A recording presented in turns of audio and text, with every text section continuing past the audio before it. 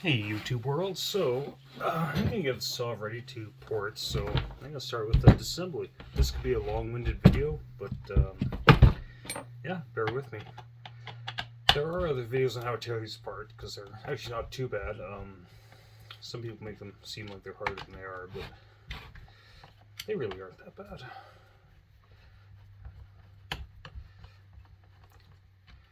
Get the recoil off them.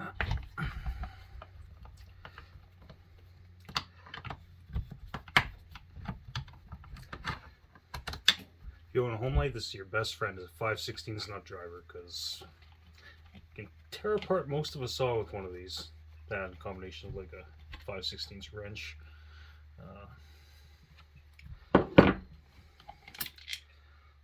What's that? Take this guy off. Don't need him on there. Air filter still looks good. I've actually been into the saw before a little bit. I have Flywheel off, so hopefully it'll come off without having to get the puller. We shall see. Okay.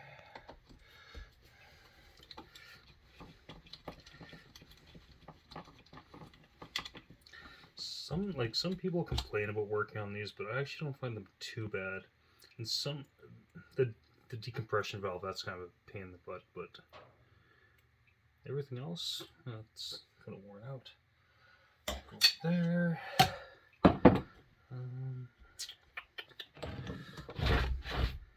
Let's get rid of this handlebar because it's just going to be in the way. Not sure how far I'm going to go with porting this thing because I don't actually own a timing wheel.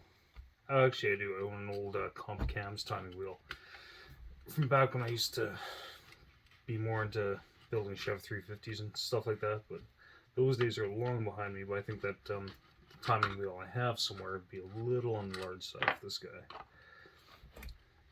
So I'll just do a hillbilly port job because that's what I've always done, and I've never had really any problems. But then again, I don't go too crazy, so this has all the original screws in it. Yeah, you can live up there. Screws can live back where they should go. I try to put screws back where they go after I take things apart, just so if it's a couple days between tearing into the saw, I don't really get all that lost or figuring out where the crap went. Pliers. It's not the original cotter pin on the choke. I think I got an actual brass one that's stainless or something. This choke rod, maybe. There we go. Disconnect the fuel line. Okay. Let's get this carb off.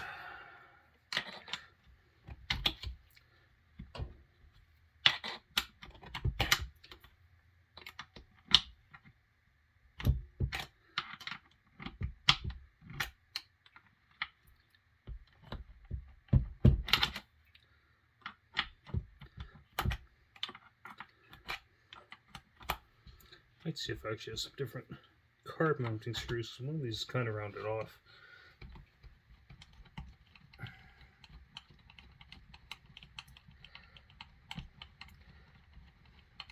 See, when I had this saw apart before I actually rebuilt the HDC carb that's in here, so I don't think I'll have to touch that. Yeah, this guy's rounded right off. Let's see if I can get in there with this guy. No, this guy's a little too big. That might be narrow enough. When in doubt, go through the choke hole on these guys. Or not. Okay, this has been a little bit of a turd. Okay.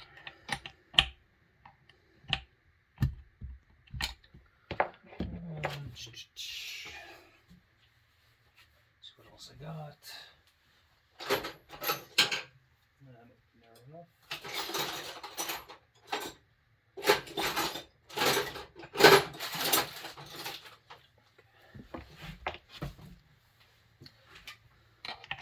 So me being healthy, I'm using my. I think that wrench is just worn out. What the hell? 8mm. I think it's a little worn. Okay.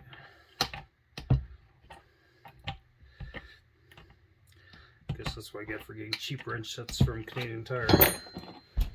The quality has gone downhill in the last couple decades. Okay, get on that guy now. Let's carve off.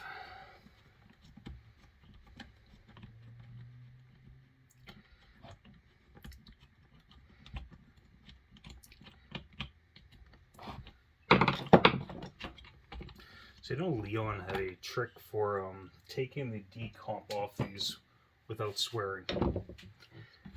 And right now I kind of wish I remembered that because I don't. So there could be some... Get the page cover off.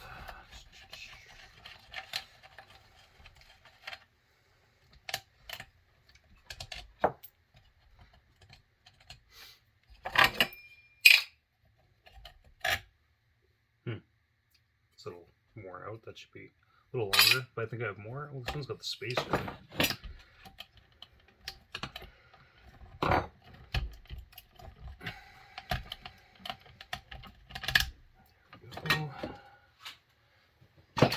Sure, the oiler works.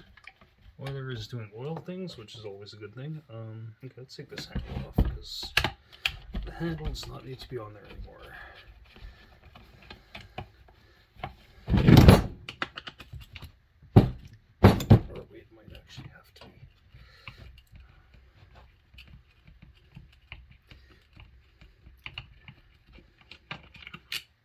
Someone was posting on one of the Homelite forums, so they keep breaking an ear off one of these, and it's happened to them a few times. I don't know how.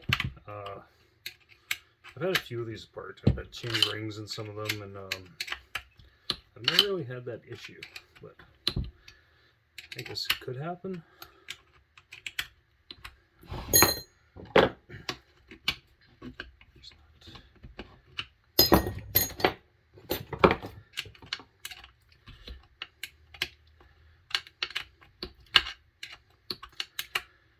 Handle out of the way, but I think I gotta deal with that decomp right after I get this screw out here, so I'm not looking forward to that.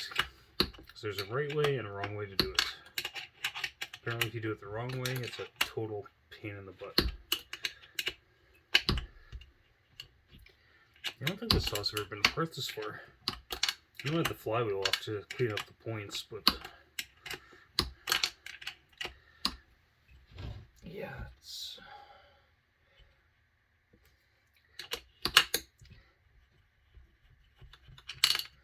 Okay, that one's off, that one's off. Those lines off.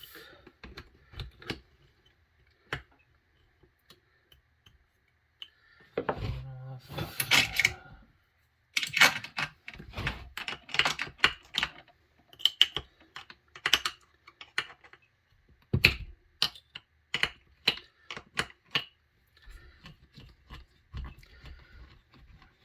There's some parts of the saw, like the check valve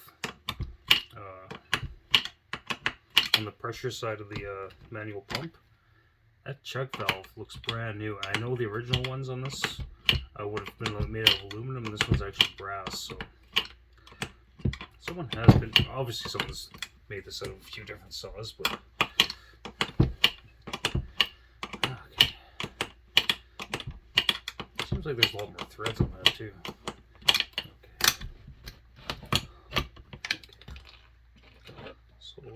Save that.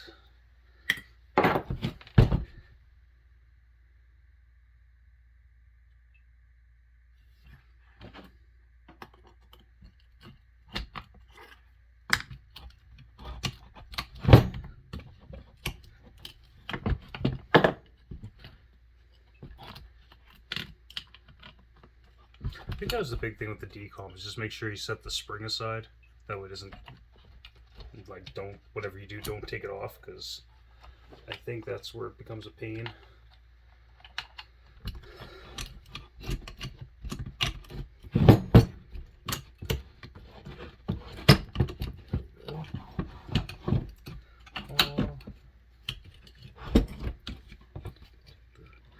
Kill switch lead off.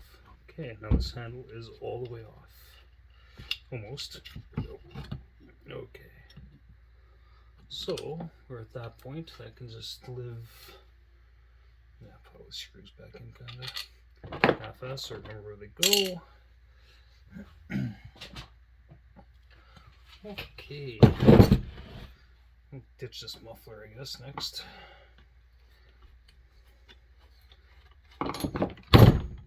This is the S-clutch on it. I don't know how I feel about the S-clutches. I had the S-clutches on some of the XL76s and the VI130s, and I actually don't care for them on there. I prefer the 3-jaw chucks. Or the Canadian saws often had the old school 6-jaws. Like these guys, these big bastards. You find those on a lot of XL76s here in Canada. Or I think like the American versions, like the XL123 did not have those, but someone could correct me on that. But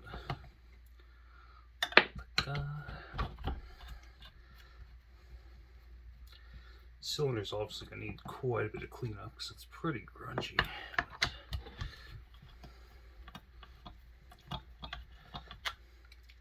Try to keep everything together. This muffler's gonna need a good cleanup too, but that's okay. That's why it's coming apart. And that's not why it's coming apart. Okay.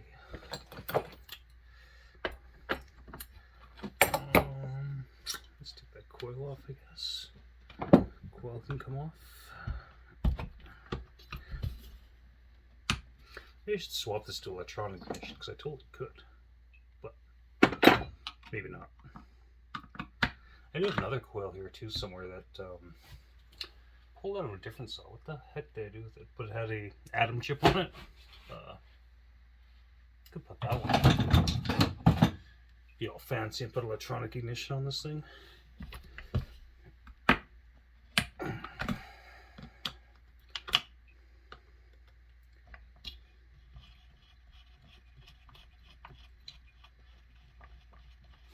Somewhere. It's gonna bug me where that went now. But somewhere around here I do have another coil with the atom chip on it. Which I don't know what I did with that. Now it's gonna bug me.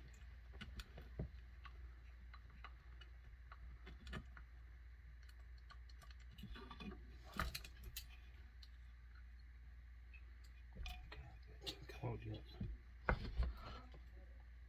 That is attached to that, unlike some other models. Okay. Proper flywheel wrench.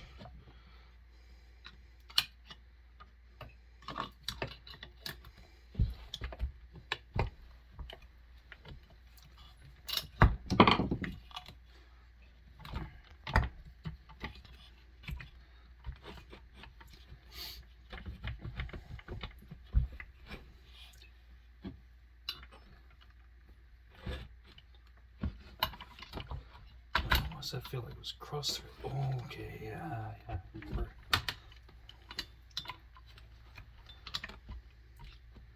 That kind of rings a bell now. I wonder if I could. No, I don't think so. Yeah. I was almost thinking if I could take the cylinder off without pulling the flywheel, because I forgot there was an issue here. Which actually isn't the end of the world, because I actually have another crankcase down here, but.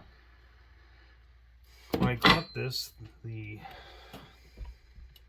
threads on the crankshaft were a little fucked up, and that caused some issues. We'll say it caused some swearing. That's what it did.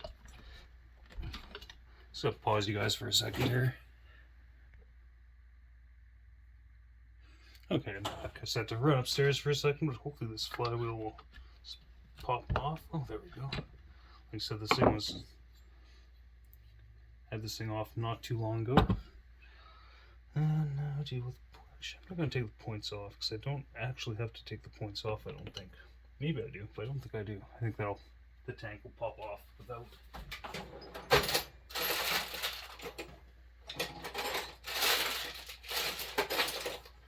If I can find the approach, it's right fucking in front of me.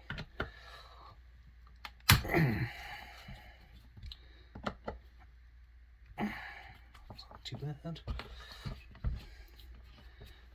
This tank out here.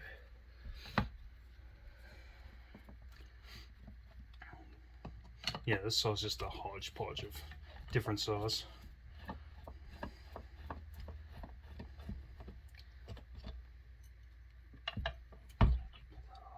Can sweet. It's nice. I might try to buy that electronic coil because I do have one, and maybe that'd be better. I don't know. I'm kind of mixed on those atom chips because they seem like they're hit or miss. Oh yeah, it's right there. Yeah, so you got this other coil assembly that somebody already had an atom chip attached to it.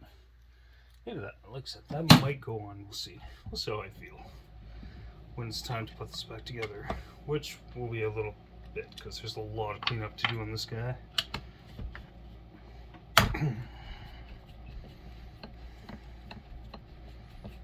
this one's got the Phillips head mounting the tank to the crankcase, which is the earlier style because later on they had torque bits, which are a little better. They can be a little less frustrating. Don't forget the screw on this side.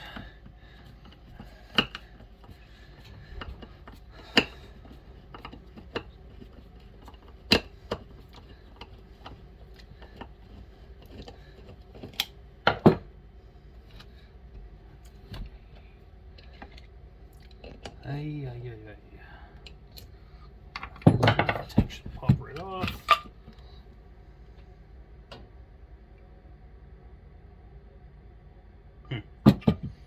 It's not quite stock. It's kind of weird actually.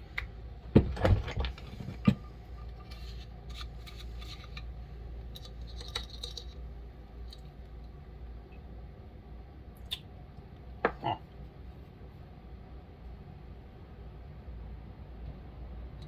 That's the one for that.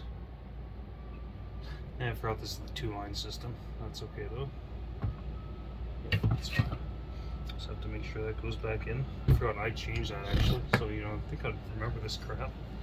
So, clamp.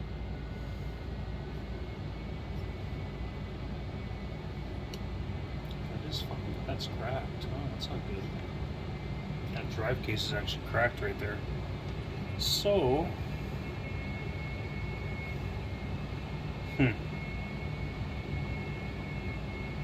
yeah. Wasn't expecting to have a cracked drive case.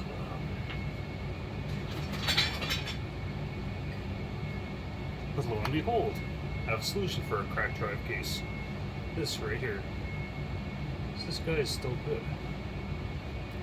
So, okay, this is going to be a little more work than I thought it was going to be because that's going to go on here now. Yeah, so that drive case is cracked. Clutch looks like clutch drum's in better shape than that one. So yeah, I'm going to pull that off here. And it's going to go into this one because at the moment that makes the most sense because that drive case is pooched. There you go. It's one of those things, I guess. It's a good thing to have spare parts around. But anyways, this can go in the vise regardless because it has to. I can pull the cylinder off and piston. Okay, let's get this guy off. You guys got some view on there.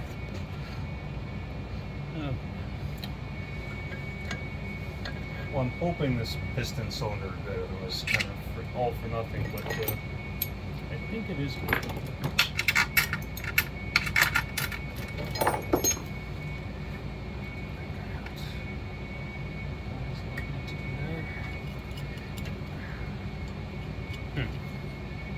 It's not all that tight.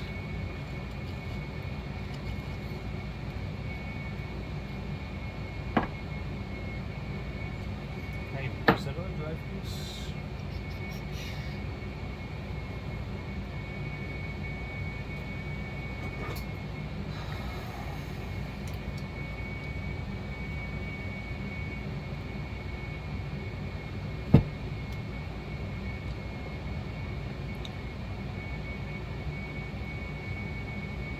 So if I use this drive case as is, it's going to be an auto oiler only. Yeah, so I'm going to have to do some, I might have to swap the pumps too. This has a different style of pump on this one. Okay, this will be more work than I thought. Putting it back together, but that's okay. You don't take on a project with saws that are older than I am for ease. But still, I would like that smoother. Maybe I should say fucking use the cracked drive case. That's the worst thing that could happen. Take a look how cracked it is. See if I think it'll actually cause a problem. Because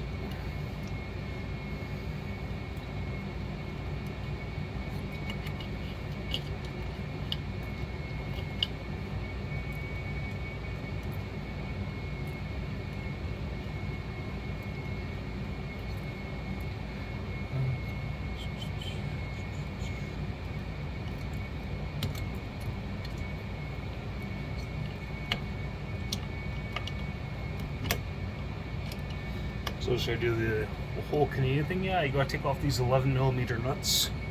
There's 11mm and 7/16. They're the exact same flipped size, which is good when you buy a combo set and get metric wrenches. At least you got some you can use as like standard, because who the fuck uses metric? Well, I guess Society of Automotive Engineers uses metric now, but which is funny when you hear people say SAE, because SAE is actually now metric.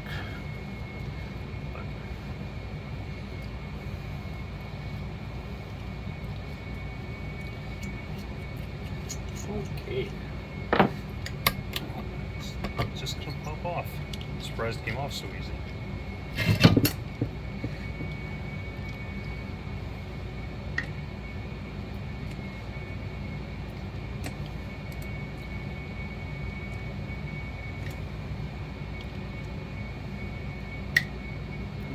This guy, last and definitely least.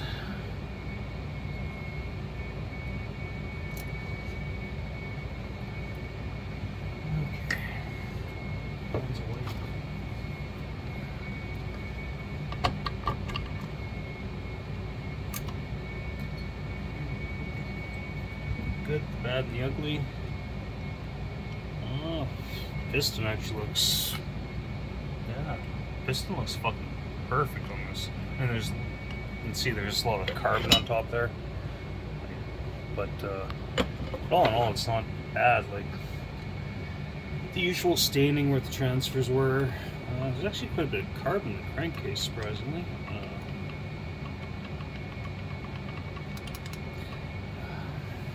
It's just decisions what to do. If I swap crankcase, I really should swap the crankcase, because here's a cylinder. I don't know if you guys can see in there. The cylinder's actually,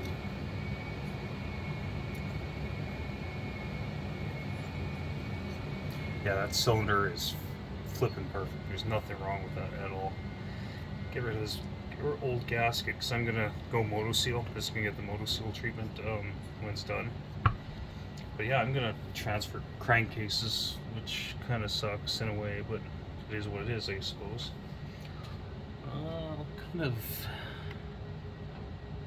I need a pick to get that guy out. This guy. Pop that little retainer out. The piston needs to come out.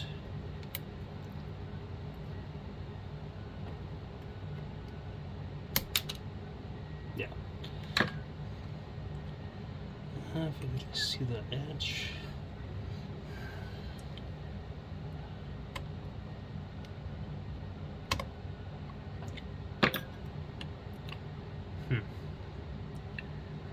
That's being a little bit of pain.